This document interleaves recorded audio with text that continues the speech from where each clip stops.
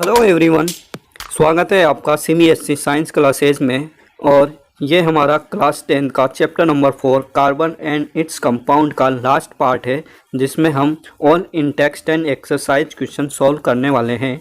तो ये exercise question आपके लिए बहुत इंपॉर्टेंट है और आपको इसमें लास्ट तक बने रहना है और इनको अच्छे से समझना है, ठीक है। और यदि आप चैनल पे नए हैं तो प्लीज़ इसको ज़रूर सब्सक्राइब कर लें और बेल आइकन को भी दबा लें। तो चलिए शुरू करते हैं। सबसे पहले हमारे इन टेक्स्ट क्वेश्चन आते हैं पेज नंबर 61 के।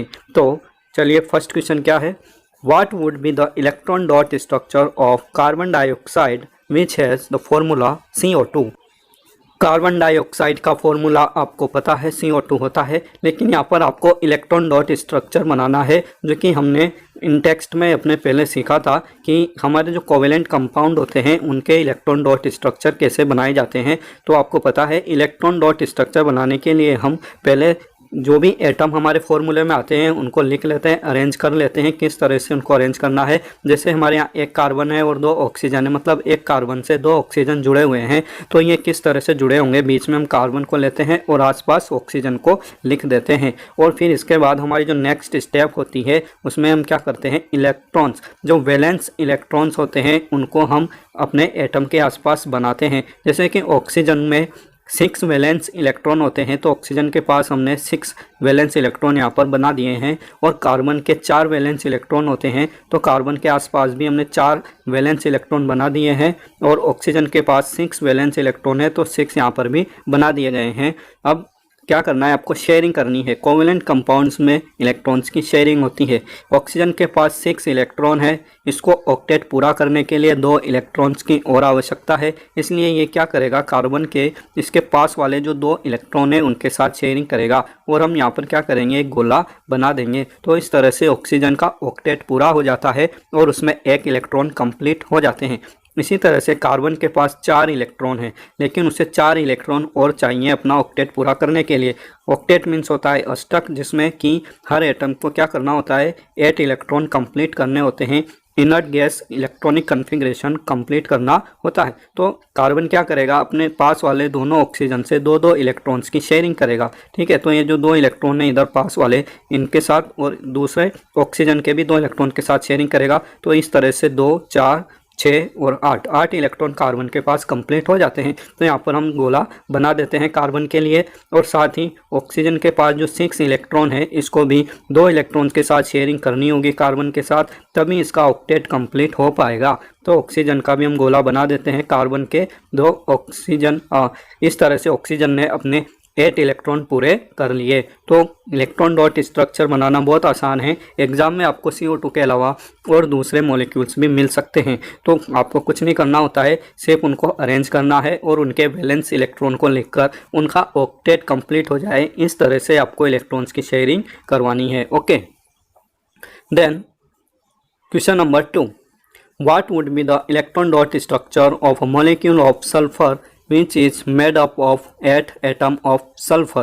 तो सल्फर का जो एक मॉलिक्यूल होता है उसके अंदर 8 इलेक्ट्रॉन होते हैं। सल्फर S8 मॉलिक्यूल बनाता है, जैसे हमारा ऑक्सीजन O2 बनाता है, उसी तरह से सल्फर S8 मॉलिक्यूल बनाता है, ठीक है। तो यहाँ पर एक हिंट भी दी गई है, the 8 atoms of sulphur are joint together in form of a ring. मतलब सल्फर के 8 एटम एक रिंग के रूप में यहाँ पर जुड़े होते हैं। तो जैसा कि आपको यहाँ पर दिख रहा है, सल्फर के पास वैलेंस इलेक्ट्रॉन कितने होंगे, 6, क्योंकि ये ऑक्सीजन के नीचे आता है, ठीक है। आपका जो 16th ग्रुप है उसमें आपके ऑक्सीजन भी आता है और सल्फर भी आता है। तो ऑक्सीजन की जो वैलेंसी होती है 6, वही सल्फर की भी होती है, ठीक है। वैलेंसी तो -2 होती है, लेकिन वैलेंस इलेक्ट्रॉन की संख्या यहाँ पर 6 होती है और इसको 2 इलेक्ट्रॉन की और आवश्यकता होती है अपना ऑक्टेट कंप्लीट करने के लिए।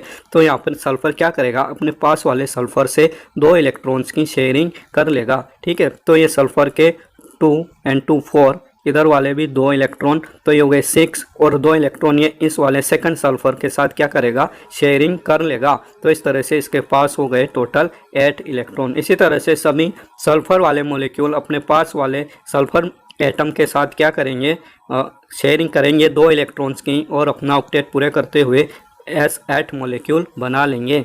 Then we come to our next in text question on the page number 61. इसमें हमारा फर्स्ट क्वेश्चन है, how many structural isomers can you draw for pentane.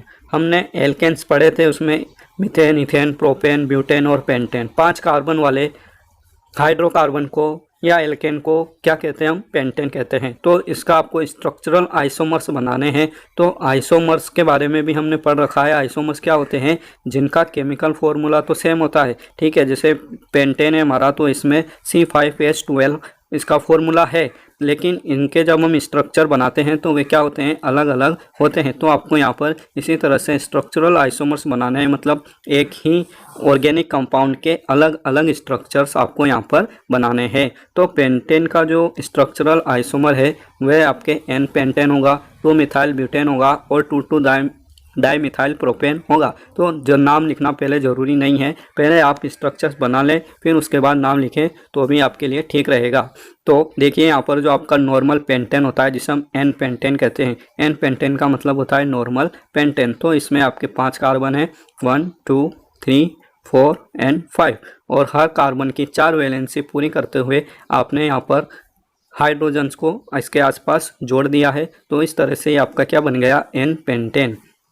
Then हम इसके एक कार्बन एटम को क्या करते हैं, डिस्प्लेस कर देते हैं। जैसे कि आपके नॉर्मल कार्बन में सभी कार्बन एक लॉन्ग चेन में बंधे हुए हैं, लेकिन हमने एक कार्बन को उठाकर यदि दूसरे कार्बन पे रख देते हैं तो इसका स्ट्रक्चर कुछ इस तरह से हो जाता है जो आपके नीचे बना हुआ है। तो ये है 1 2 3 4 कार्बन एक चेन में है, और 5वां कार्बन यहाँ पर डिस्प्लेस होकर दूसरे नंबर के कार्बन पर जुड़ जाता है। तो इसका नाम क्या हो जाएगा, 2 मिथाइल ब्यूटेन, ठीक है। यहाँ पर सब्स्टिट्यूट क्या है, आपके मिथाइल समूह है, और ये कार्बन की चेन कितनी लंबी है, 4 कार्बन की लंबी है। तो 4 कार्बन के लिए आप क्या रूट वर्ड यूज करेंगे, तो वह आपका होगा ब्यूट, ठीक है। और ये आपका एल्केन है इसलिए हो जाता है ब्यूटेन, और 2 नंबर पर आपके मिथाइल जुड़ा हुआ है इसलिए आप क्या लिखेंगे, 2 मिथाइल ब्यूटेन।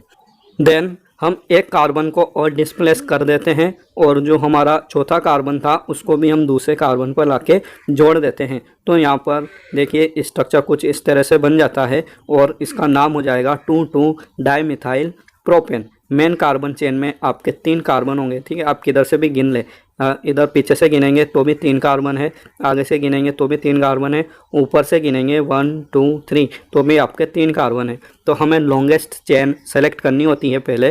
तो लॉन्गेस्ट चेन में आपके 3 कार्बन एटम है इसलिए ये बन गया प्रोपेन, लेकिन आपके 2 सब्स्टिट्यूट जुड़े हुए हैं। सेकंड नंबर के कार्बन पर 2 सब्स्टिट्यूट जुड़े हुए हैं, ये भी 2 मिथाइल है और ये भी 2 मिथाइल है। लेकिन 2 मिथाइल लिखने की जगह हम क्या लिख देते हैं, डाई मिथाइल। डाई का मतलब होता है दुगुना, ठीक है। तो हमने क्या लिख दिया यहाँ पर 2,2 डाई मिथाइल प्रोपेन, ठीक है। आपको नोमेनक्लेचर भी आना चाहिए, आपको किसी भी ऑर्गेनिक कंपाउंड के नेम लिखने के लिए क्वेश्चन आ सकता है एग्जाम्स में, तो आप नोमेनक्लेचर भी अच्छे से सीख लें। Then question number 2, what are the 2 properties of carbon which lead to the huge number of carbon compounds we see around us। तो ये हमने शुरू में पढ़ा था कि हमारे जो कार्बन एटम, कार्बन के मॉलिक्यूल्स होते हैं या कार्बन होता है, ये बहुत बड़ी मात्रा में क्या करता है, कंपाउंड्स बनाता है। तो कार्बन इतनी ज़्यादा मात्रा में कंपाउंड कैसे बना पाता है, उसी के बारे में यहाँ पर पूछा गया है कि क्या रीज़न है कि कार्बन यहाँ पर इतनी बड़ी मात्रा में कंपाउंड्स बनाता है। तो इसका सॉल्यूशन आप कुछ इस तरह से लिखेंगे, 2 properties of carbon which lead to the huge number of carbon compounds we see around us are. तो यहाँ पर 2 प्रॉपर्टीज़ दी गई हैं जिसकी वजह से हमें कार्बन में ह्यूज नंबर ऑफ कंपाउंड्स, हजारों लाखों की संख्या में आपके कार्बन के मॉलिक्यूल्स और कार्बन के कंपाउंड्स देखने को मिलते हैं। तो उसको हम यहाँ पर देख लेते हैं 2 प्रॉपर्टीज़ कौन कौन सी है।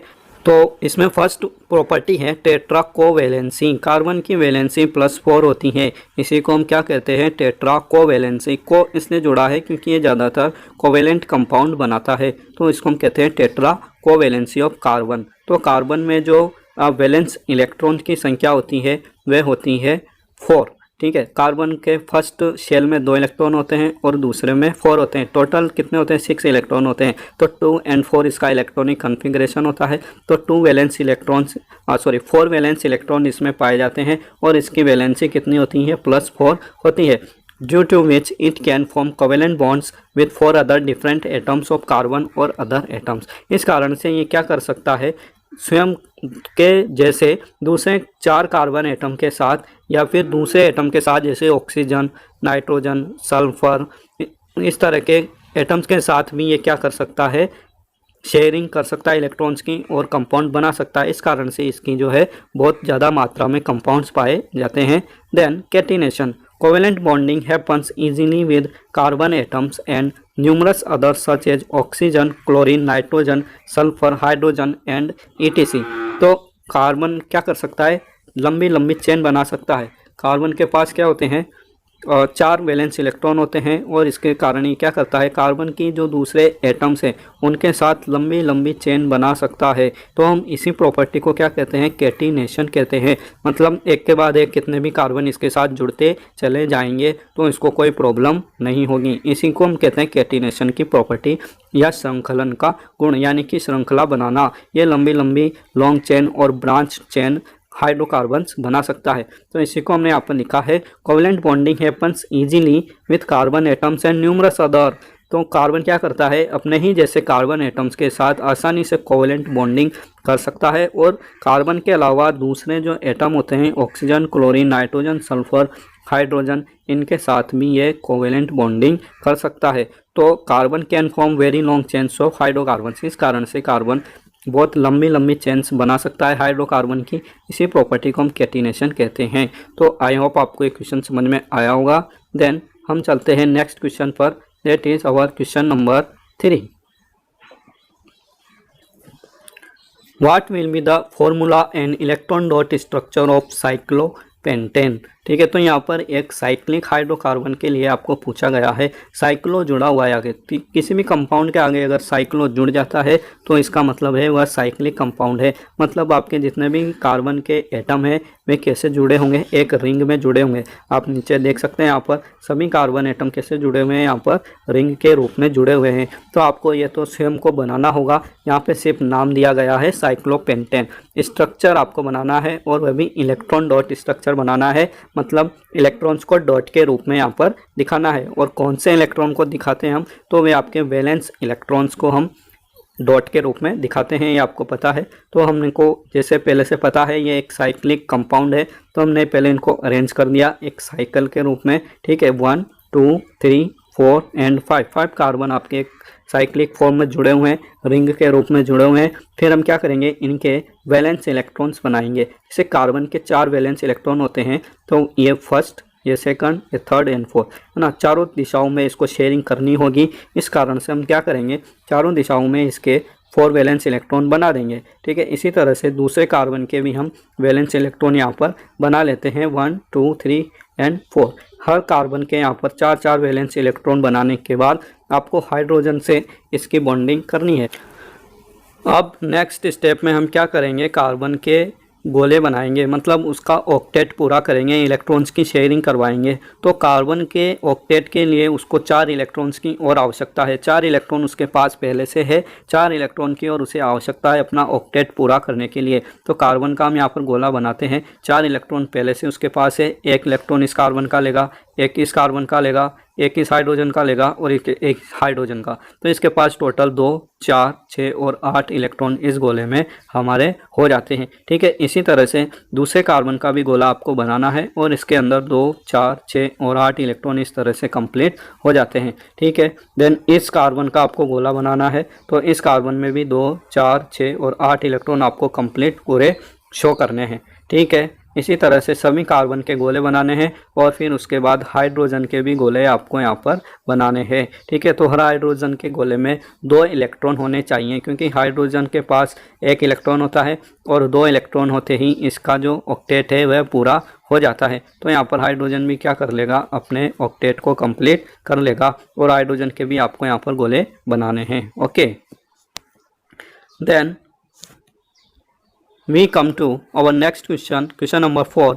Draw the structure of the following compounds. यहाँ पर कुछ नाम दिए गए हैं ऑर्गेनिक कंपाउंड्स के, आपको उनके स्ट्रक्चर्स बनाने हैं। ठीक है, इथेनोइक एसिड फर्स्ट है हमारा इथेनोइक एसिड, दूसरा है ब्रोमोपेंटेन, तीसरा है ब्यूटेनॉन एंड चौथा है हेक्सेनॉल। इथेनोइक एसिड आपका कार्बोक्सिलिक एसिड होता है, हमने फंक्शनल ग्रुप पढ़े हैं। तो ये बहुत एक सिंपल सा ऑर्गेनिक कंपाउंड है, कार्बोक्सिलिक ग्रुप का, तो आप इसको बना सकते हैं और ये बहुत इंपॉर्टेंट भी है। ठीक है, इसमें जितने भी आपके ऑप्शन दिए गए हैं एग्जाम के पॉइंट ऑफ व्यू से आपके बहुत इंपॉर्टेंट ये कंपाउंड्स हैं। ठीक है, ब्रोमोपेंटेन में आपको ब्रोमीन जोड़ना होगा पेंटेन के साथ। ये आपका एक हेलोजन वाला ग्रुप है, यानी कि आप इसको हेलो एल्केन बोल सकते हैं। Functional group is halo alkane. Then butanone, butanone में आपके ऑन आ रहा है पीछे, इसका मतलब इसमें कीटोन है, यानी कि CO यहाँ पर फंक्शनल ग्रुप होगा। देन हेक्सेनॉल, इसमें पीछे एल आ रहा है, एल आता है तो आपको पता होना चाहिए कि हमारा एल्डिहाइड होता है। ठीक है, जिसमें पीछे एल आता है वे क्या होते हैं, एल्डिहाइड, और एल्डिहाइड का फॉर्मूला होता है CHO। तो आपको जो फंक्शनल ग्रुप होते हैं उनके फॉर्मूले को ध्यान में रखते हुए इन स्ट्रक्चर्स को यहाँ पर बनाना है। ठीक है, तो हम पहला स्ट्रक्चर बना के देखते हैं जो आपका क्या होता है, इथेनोइक एसिड। इथेनोइक एसिड में आपको पता है कि कार्बोक्सिलिक एसिड जुड़ा है और कार्बोक्सिलिक एसिड का फॉर्मूला होता है COOH। ठीक है, और यहाँ पर इथेनोइक लिखा है, इसका मतलब है कि 2 कार्बन वाला ये कार्बोक्सिलिक एसिड है। तो एक कार्बन तो आपके कार्बोक्सिलिक एसिड वाला यहाँ पर कंप्लीट हो ही जाता है, दूसरा कार्बन आप यहाँ पर जोड़ देंगे और उसके साथ क्या जोड़ देंगे, 3 हाइड्रोजन एटम और जोड़ देंगे, तो ये आपका क्या बन जाएगा, इथेनोइक एसिड बन जाएगा। यहाँ पर हाइड्रोजन की संख्या कार्बन की वैलेंसी को संतुष्ट करते हुए ही जोड़नी है।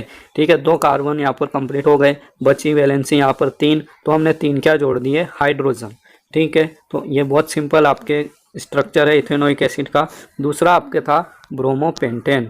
ब्रोमोपेंटेन में हम क्या करते हैं, जैसे नाम से पता चल रहा है ये एल्केन है, साथ में पेंट है, पेंट का मतलब 5 कार्बन है, और ब्रोमो यहाँ पर हेलोजन जुड़ा हुआ है, यानी ब्रोमीन को भी आपको आगे इधर भी जोड़ सकते हैं और इधर पीछे भी जोड़ सकते हैं। ठीक है, तो हम यहाँ पर पहले 5 कार्बन की एक पेंटेन चेन बना लेते हैं और फिर एक हाइड्रोजन को हटाकर उसकी जगह क्या करते हैं, ब्रोमीन जोड़ देते हैं। आपको यहाँ पर ध्यान ये रखना है कि ब्रोमीन आपको फर्स्ट या लास्ट वाले कार्बन पर ही जोड़नी है। यदि आप ब्रोमीन को यहाँ बीच में जोड़ देंगे तो ये आपका 2 ब्रोमोपेंटेन हो जाएगा।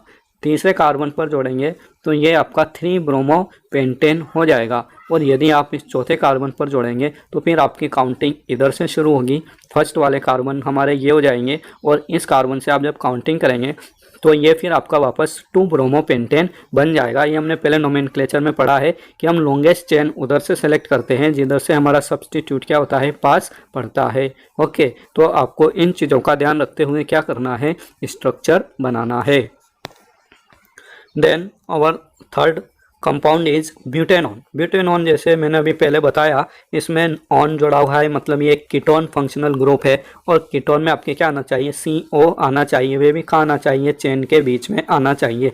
तो ब्यूट आगे जुड़ा हुआ है, मतलब ये कितने कार्बन का आपके कंपाउंड है, 4 कार्बन का कंपाउंड है। ब्यूट का मतलब होता है 4, तो 1 2 3 एंड 4 हमने क्या बना दिए, यहाँ पर कार्बन की चेन बना दी। फिर उसके बाद हमने कीटोन ग्रुप बनाना है, इसलिए एक ऑक्सीजन यहाँ पर जोड़ दिया डबल बॉन्ड के साथ। अब 2 ऑक्सीजन 2 वैलेंसी यहाँ पर कंप्लीट हो रही है, 2 बॉन्ड बन रहे हैं, डबल बॉन्ड बन रहा है कार्बन का ऑक्सीजन के साथ, इसलिए 2 वैलेंसी यहाँ पर क्या हो रही है, सेटिस्फाई हो रही है, बची 2 जो कि अपने पास वाले 2 कार्बन के साथ सेटिस्फाई हो रही है। तो इस कार्बन के लिए कोई हाइड्रोजन यहाँ पर अवेलेबल नहीं होगा, लेकिन जो फर्स्ट वाला कार्बन है उसकी 3 वैलेंसी बाकी होती है, इसलिए 3 हाइड्रोजन यहाँ पर जुड़ेंगे। इस कार्बन की 2 वैलेंसी बाकी होती है, इसलिए 2 हाइड्रोजन जुड़ेंगे, और इस कार्बन की 3 वैलेंसी बाकी होती है, इसलिए 3 हाइड्रोजन यहाँ पर जुड़ जाएंगे। ठीक है, तो ये आपका बन जाता है ब्यूटेनॉन।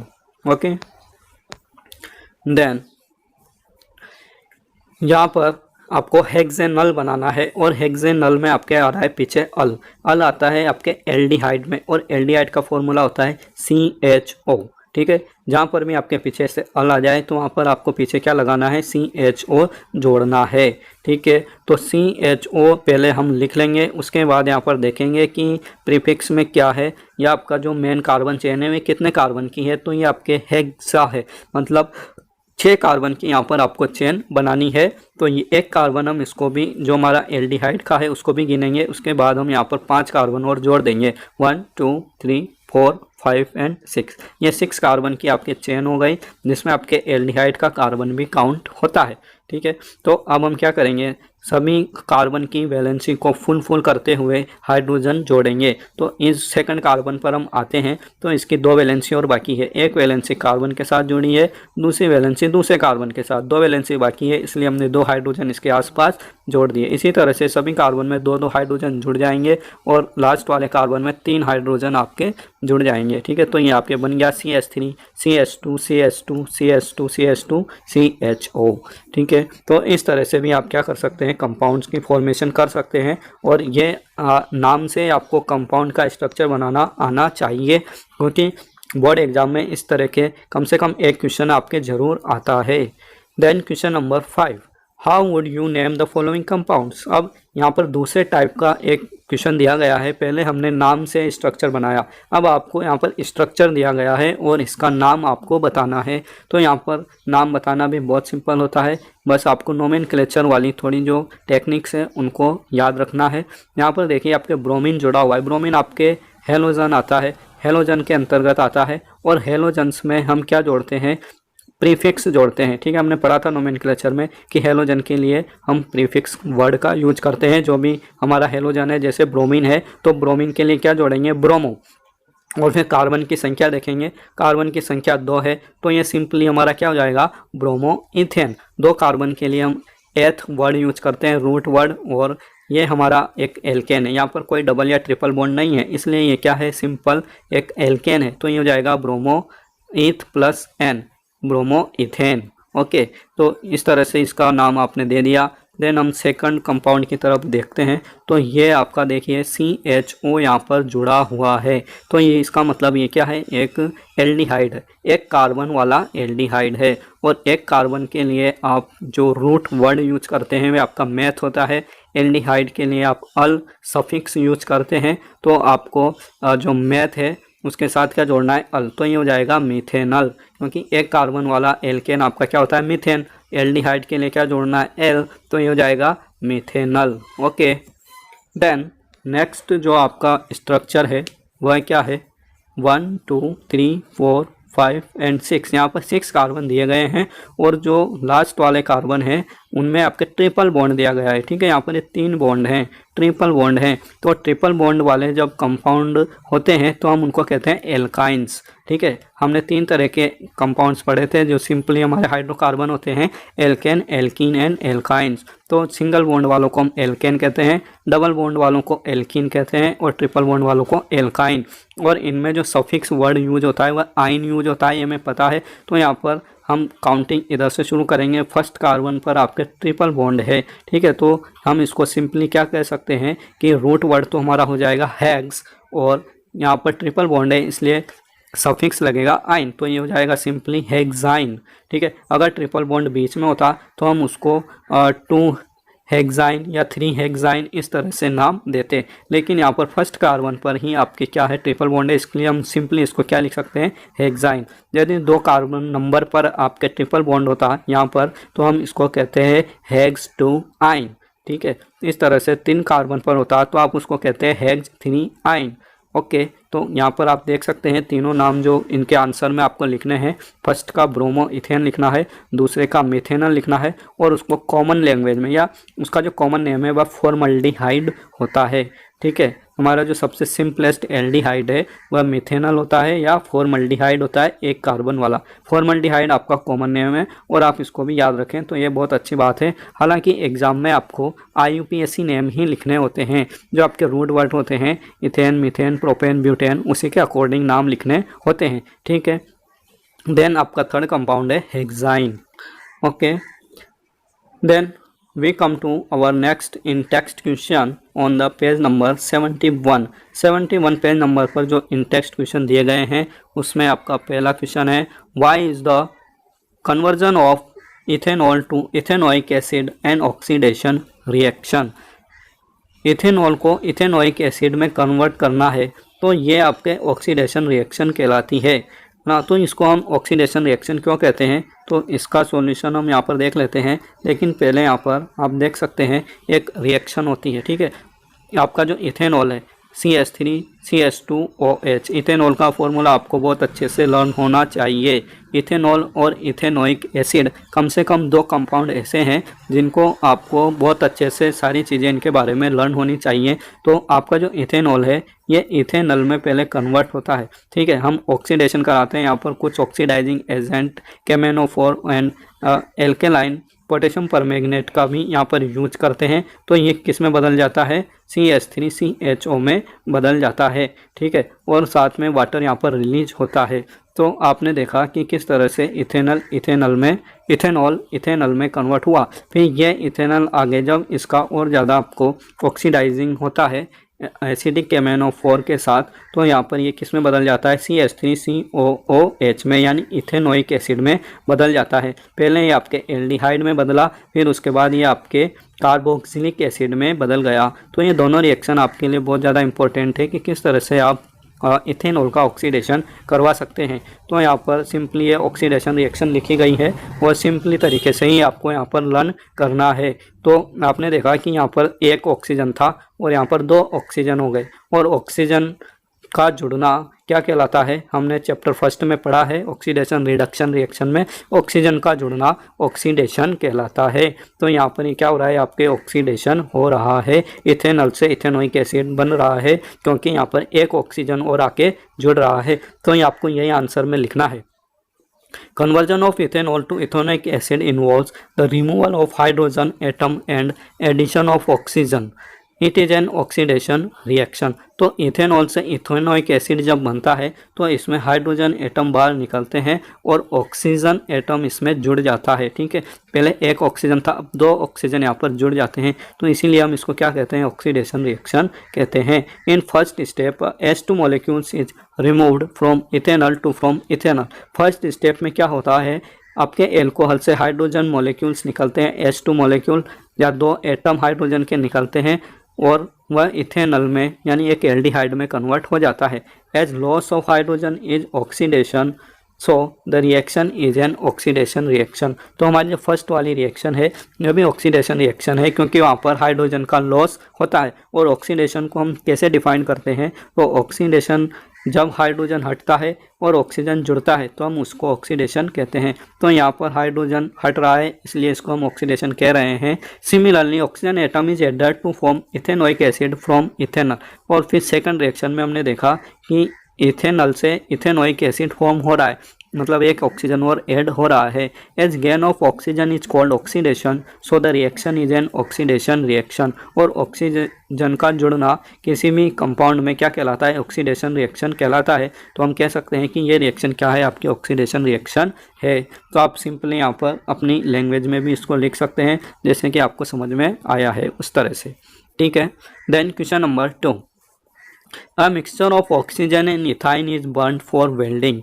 हमको वेल्डिंग करनी होती है, गैस वेल्डिंग के लिए यहाँ पर ये दिया गया है कि गैस वेल्डिंग आपने देखा होगा उसमें 2 नलियों का यूज किया जाता है। जैसे आप नीचे डायग्राम में भी देख पा रहे होंगे कि गैस वेल्डिंग को करने के लिए एक तो आपको ऑक्सीजन का सिलेंडर रखना होता है, साथ में कोई ऑर्गेनिक गैस या इथाइन को जनरली यूज किया जाता है ऑक्सीजन के साथ।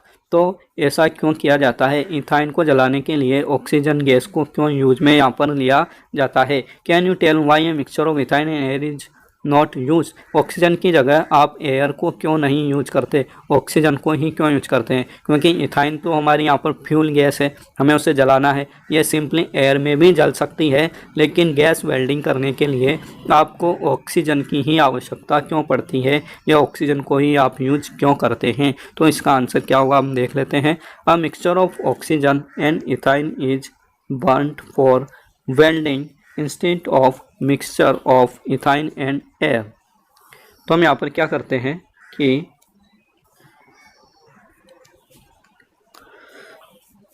वेल्डिंग करने के लिए ऑक्सीजन और इथाइन दोनों के मिक्सचर का यूज करते हैं, लेकिन इथाइन और एयर का यूज नहीं करते। Because the production of heat is very important for welding metals. क्योंकि यहाँ पर हमारा जो मेन पर्पज़ है वह क्या है, ज़्यादा से ज़्यादा हीट का प्रोडक्शन करना। क्योंकि गैस वेल्डिंग करने के लिए क्या होता है, किसी मेटल को आपको थोड़ा गर्म करना होता है और इतना गर्म करना होता है कि वह पिघल जाए।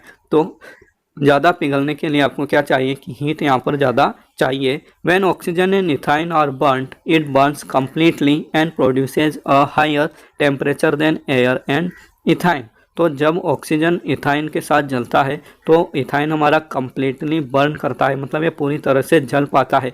यदि आप यहाँ पर ऑक्सीजन की जगह सिंपली एयर देते तो उसमें और भी गैसें होती, और भी कई तरह की गैसें यहाँ पर होती, और इथाइन जो कि आपके ट्रिपल बॉन्ड वाला 2 कार्बन वाला एक कंपाउंड होता है, तो यह पूरी तरह से जल नहीं पाएगा क्योंकि इसमें कार्बन की प्रतिशत मात्रा क्या है, वैसे ही ज़्यादा है। हमने पहले पढ़ा था कि आपके जो अनसैचुरेटेड हाइड्रोकार्बन होते हैं, एल्किन और एल्काइन, ये क्या करते हैं, इनमें कार्बन की प्रतिशत मात्रा ज़्यादा होती है, और ये जब जलते हैं तो आपके ये ल्यूमिनस फ्लेम देते हैं या येलो फ्लेम देते हैं, और साथ में धुआं भी प्रोड्यूस करते हैं। तो आपकी जो गैस वेल्डिंग है वह अच्छे से नहीं हो पाएगी, साथ में वहाँ पर जगह जहाँ पर वेल्डिंग हो रही है वह काली पड़ जाएगी। तो इस चीज़ों को अवॉइड करने के लिए हम ऑक्सीजन का यहाँ पर यूज करते हैं ताकि इथाइन का अच्छे से कंप्लीट कंबशन हो सके। It burns completely and produces a higher temperature than air and ethyne. तो जितना टेम्परेचर आपको इथाइन और एयर के मिक्स करने से, उनको जलाने से प्रोड्यूस होता, उससे ज़्यादा टेम्परेचर यहाँ पर ऑक्सीजन और इथाइन के साथ प्रोड्यूस होता है। Oxygen and ethyne produce very hot blue flame but the mixture of air and ethyne gives off out a सूटी फ्लेम। तो जैसे अभी बताया मैंने, ऑक्सीजन और इथाइन मिलकर ब्लू फ्लेम प्रोड्यूस करते हैं, और ब्लू फ्लेम तब प्रोड्यूस होती है जब किसी भी फ्यूल का कंप्लीट कंबशन होता है। लेकिन यदि आप एयर को यहाँ पर मिक्स करते हैं इथाइन के साथ तो यहाँ पर एक सूटी फ्लेम मिलती है, मतलब एक धुएं वाली काली फ्लेम या येलो फ्लेम आपको यहाँ पर देखने को मिलती, which means that there are unburned particles resulting in lesser heat. तो ब्लू सोटी फिल्म का मतलब ये होता है कि यहाँ पर कार्बन आपके अच्छे से जल नहीं पा रहे हैं, और यहाँ पर हीट की मात्रा भी क्या होगी, कम होगी। इस कारण से हम क्या करते हैं, ऑक्सीजन और इथाइन के मिक्सचर को ही जनरली यूज करते हैं। ठीक है, देन यहाँ पर आपके इन टेक्स्ट क्वेश्चन आ जाते हैं पेज नंबर 74 पर दिए हुए, तो इनको हम नेक्स्ट पार्ट में अपने सॉल्व करने वाले हैं। तो आप मेरे साथ बने रहिए। आपको ये पार्ट कैसा लगा कमेंट करके बताएं, क्योंकि क्वेश्चन नहीं समझ में आया हो तो मैं उसको दोबारा समझा दूंगा नेक्स्ट पार्ट में। ओके, तो थैंक यू। जय हिंद, जय भारत।